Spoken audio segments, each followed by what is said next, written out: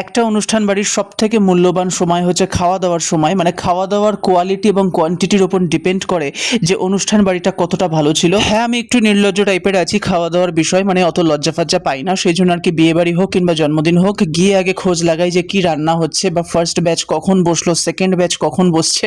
তো আমার মনে হয় তোমরা অনেকেই আছো আমার মতো, মানে খেতে পছন্দ করো, তাই জন্য বিয়ে বাড়িতে যাও আর যেখানেই যাও খাবার দাবারটা আমাদের কাছে ফার্স্ট প্রায়োরিটি। আমরা সব একসাথে বসেছি। এটা হচ্ছে আমার একটা বন্ধু, এই যে আমার বউ আর আমি জমিয়ে খাওয়া দাওয়া করি। একটু কাছে নিয়ে আসতে হবে মাঝে মধ্যে, একদম এখান থেকে। হ্যাঁ চলো।